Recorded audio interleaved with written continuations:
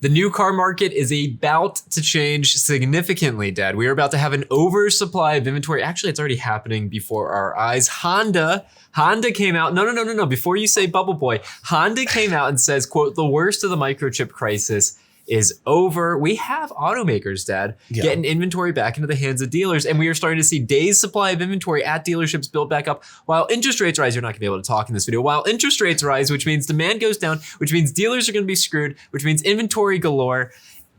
My God, you have fit more hyperbole into one opening statement of a video. I think that would qualify for some type of Guinness World Record. All right, let's break it down. We have the latest days supply of inventory data from Automotive News, Dad. Yes. And here's what I've queued up for today's episode, Dad. Ford. Yes. In the month of November, or the month of October, ending November 1st, they had 328,700 vehicles in inventory at dealerships' lots or in transit. Yeah. That is a 57 days supply. Days supply, for those of you participating at home, are the number of days needed to sell all vehicles in inventory based on the previous month's daily selling rate. Correct. So days supply will go up. I'm so glad they wrote that on there because one day all on my own, I figured it out. Days supply will go up if demand goes down. Correct. And if supply goes up. Days supply could also go up even when supply goes down if demand goes down enough to offset it. Okay. Yes. Thinking about getting auto insurance? Compare quotes from all the major carriers in one place. Join YAA.com/insurance. It's quick, easy, and no spam. So Ford has 328,700 vehicles in inventory, 57 day supply. Okay. Pops jumping back to March 1st of this year, same year, March 1st. Ford had 196,600 vehicles in inventory and a 37 day supply. Okay, so it's gone up a little bit. It's gone up a lot of bit. Okay. Now, for even more perspective, Dad, jumping all the way back to November 1st of 2019, we've got 666,000 vehicles in inventory at Ford Motor Company, a 96-day supply of inventory. Okay, so they're about 2/3 of the way to where they used to be. Okay, but they're up significantly from where they were. No, absolutely they are. So that is one of the indicators that we're looking at. Plus, the Honda news and things like that. What Honda news? The one where they said they're through the worst of the chip crisis. That's correct, yes. I mean, that says to me, dealer lots are going to start having cars on them again, and you're not going to see market adjustments, and you're going to start to see some negotiability again. Yes, I would assume. What's the hesitation there? I would assume that some of that is right. Some of that is correct.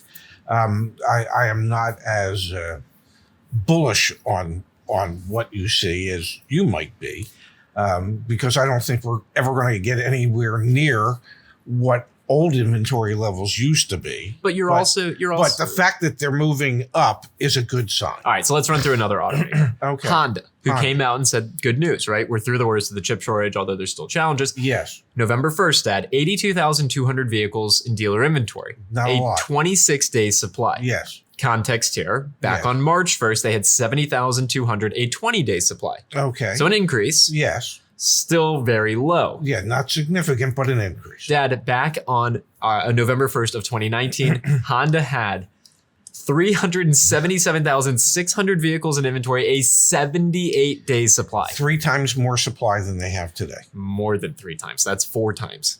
No, not if it's 26 days today.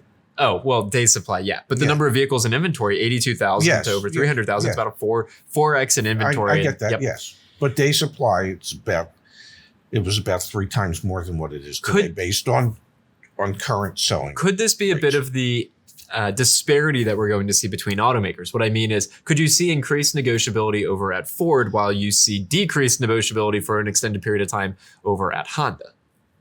Yes. Well, absolutely. I mean, Ford has inventory.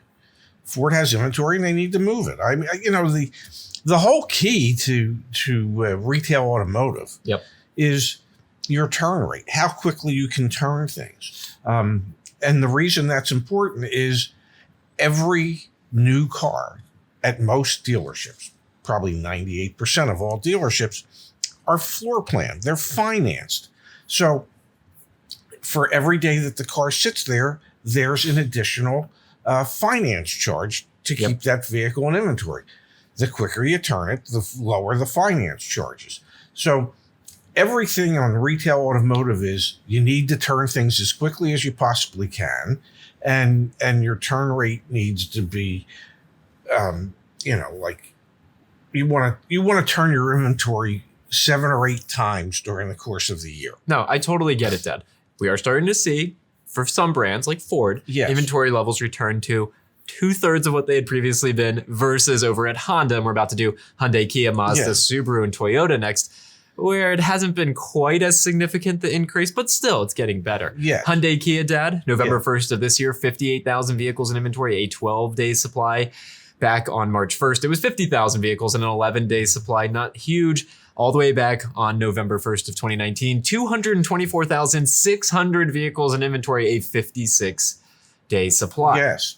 Let's jump over to Mazda, Dad. 16,200 vehicles in inventory on November 1st of this year, a 17-day supply. That's up significantly from Yes. 11,800 vehicles in inventory on March 1st, a 10-day supply. But if we jump back to 2019, November 1st, 53,700 vehicles in dealer inventory, a 74-day supply. Let's do Subaru and then let's do Toyota. Subaru, Dad, Yes. up to a 15,500 vehicle, up to 15,500 vehicles in inventory, an Yes. 8-day supply right now. Back in March, that number was 6,000 vehicles in inventory, a 3-day supply. That's a Subaru's- significant increase. Subaru's increased significantly, but Dad, if we go all the way back to 2019, they had 51,000 yeah. vehicles in inventory and a And- 25-day and supply. And you can just see from these numbers that they still at that time had one of the lowest day supplies of vehicles because they were selling at a record pace for like 10 years in a row, Absolutely. month over month over month over month. Toyota. Let's end Yes. on Toyota here, and then leave in the comments below what other manufacturers you want to see. We might not be able to pull the data because a lot of OEMs. Aren't Maybe we'll pull it reporting. up on the screen. The 2019 data sheet is like 4 times the size of the 2022 data sheet. It's just the reality. The automakers Yes. aren't sharing the data anymore. Toyota, Dad, November 1st of this year, 144,300 vehicles in inventory, a 20-day supply, a significant increase from where they were in March of this Yes. year, 112,000 vehicles in inventory. And a But Dad, far cry from where they were in November of 2000. 475,000 vehicles in dealer inventory, a 68-day supply. So in essence, even though things are improving, they are nowhere near where we had been 3 years ago. Okay.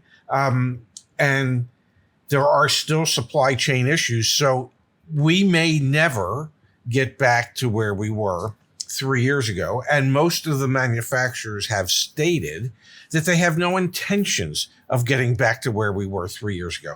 Now, having said that, that doesn't mean that they can't change their minds once somebody starts eroding their market share because one of the major manufacturers decided to produce as many cars as they could to increase their market share. So all it's going to take is one manufacturer to say, hey, let them not produce cars. We're going to produce cars. We're going to sell more cars than we've ever sold. And we're going to create more market share than we've ever had. And it could be by accident. And what I mean by that, Dad, is we're seeing, especially with Ford's numbers, we're seeing the rebound effect of, oh crap, we don't have enough vehicles. Yes.